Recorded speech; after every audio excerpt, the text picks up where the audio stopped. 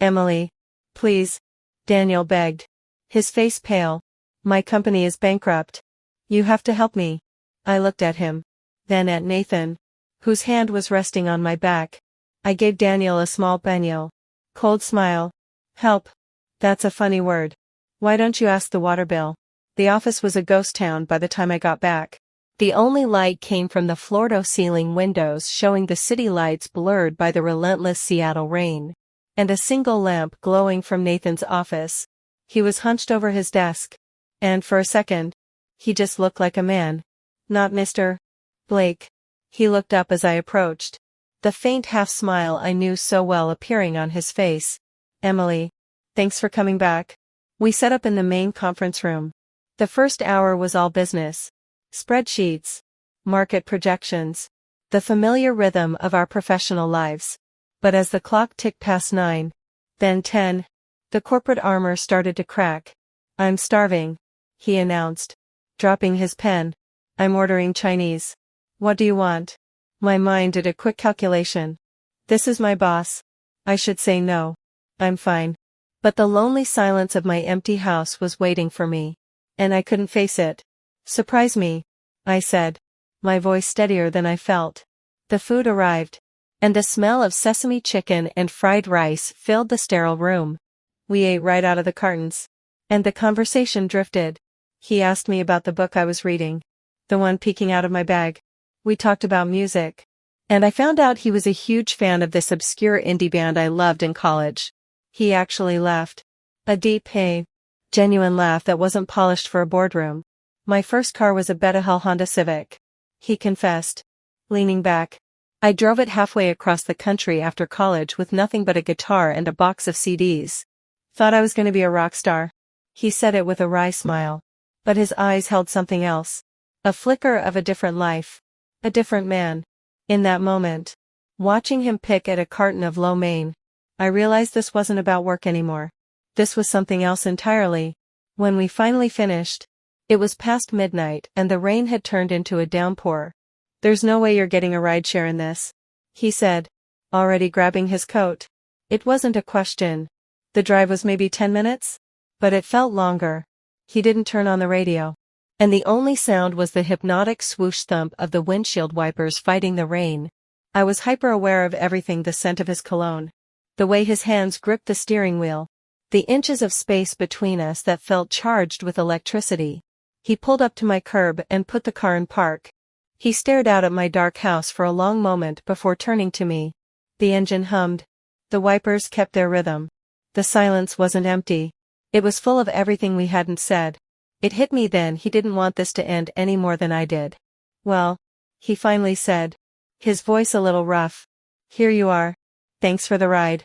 I managed to say, my hand on the door handle. I got out and fumbled with my keys, feeling his eyes on me the whole time. The car didn't pull away until my front door was closed and the lock clicked behind me. I stood there in my dark hallway, listening to his car drive off into the rainy night. My heart was pounding. It was just a boss giving an employee a ride home in the rain. That's all it was. So why does it feel like I just crossed a line I can never uncross? Am I completely delusional here? Or did something just happen?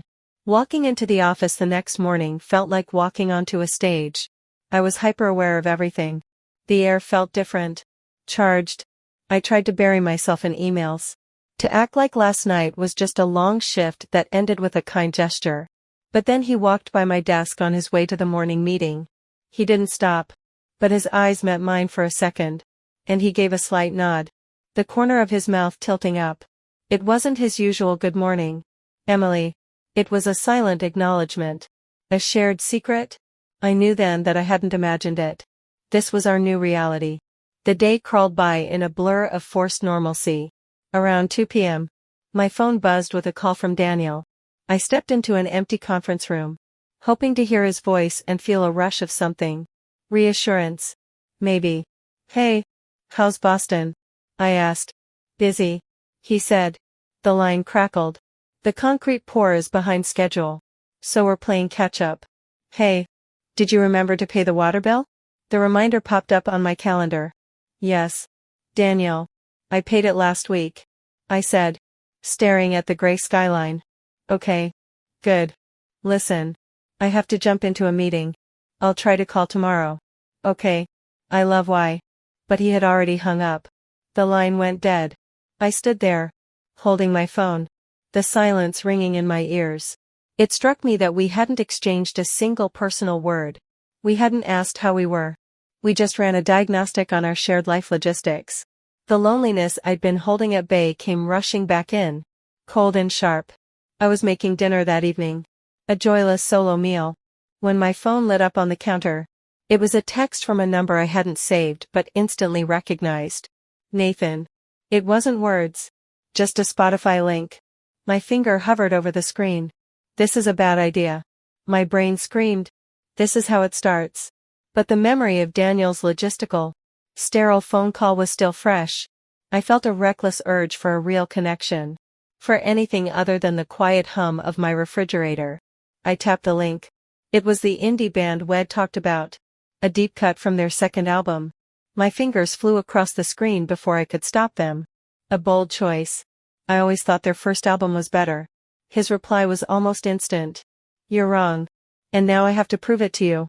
And just like that, it began. For the next 3 hours? We didn't stop texting. It started with music. Then moved to bad TV shows.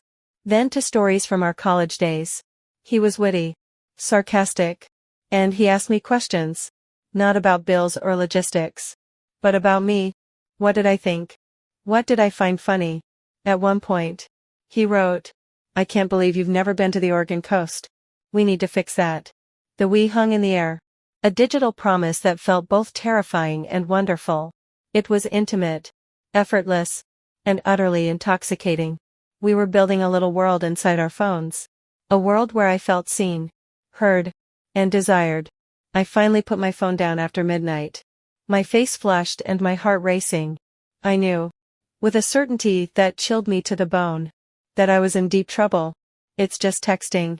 It's harmless. Right. But it feels like I'm cheating. Even though we haven't done anything. How can something that feels so wrong also be the only thing that's making me feel alive? The non-stop texting continued for 2 more days. A secret current of electricity running just beneath the surface of our professional lives. On Friday afternoon, Nathan appeared at my desk. He leaned against the partition, keeping his voice low and casual. But his eyes were fixed on me. Emily. Got a minute? Let's grab a coffee. We need to discuss the framework for the upcoming quarterly review. A dozen colleagues were within earshot. But the excuse felt so thin it was transparent. I knew. And he knew I knew. That this had absolutely nothing to do with a quarterly review. Of course. I said. My heart starting a low, heavy drumbeat. The coffee shop was bustling. A noisy cocoon of steamed milk and conversation that felt a world away from the office. We found a small table by the window. He didn't mention the review once. Instead, he asked about my weekend plans. About the town I grew up in. About the dreams I had before I became Mrs. Penn. Emily Carter. The questions were gentle. But they felt like a surgeon's tools. Carefully cutting away the surface layers to see what was underneath. He stirred his black coffee, watching me over the rim of his cup. You know, he said, his voice dropping a little, becoming serious. You seem like someone who deserves to be the center of attention for a change. The noise of the cafe faded away. The words landed in the silence between us. Direct and heavy. It wasn't a compliment about my work or my appearance. It was a statement about my life. My marriage. The very loneliness I felt eating me alive. My first thought wasn't shock, but a terrifying sense of being seen. He wasn't just flirting. He was telling me he understood the exact nature of my unhappiness. I didn't know how to respond. So I just gave a weak smile and said we should probably head back. The walk back to the office was silent. The city noise felt muffled. Distant. I was intensely aware of him walking beside me. The space between us shrinking with every step. Then it happened. As we waited to cross the street, he let his hand swing just a little, and the back of his fingers brushed against mine. It wasn't an accident. It was a brief, deliberate touch. A spark of warmth against my skin that shot straight up my arm. Every instinct in my body went on high alert. This is it. This is the moment. My brain screamed at me to pull my hand away. to create space, to put the professional wall back up. But I didn't. I let my hand hang there. My fingers just inches from his. I didn't move an inch. He didn't say anything. And neither did I. He didn't have to. The physical barrier was gone. That small, fleeting touch was an invitation, a question, and an answer all at once. It changed everything from a secret digital flirtation into a tangible, thin, physical reality. The door is now wide open. The fantasy is standing right in front of me, offering a key. All I have to do is take it.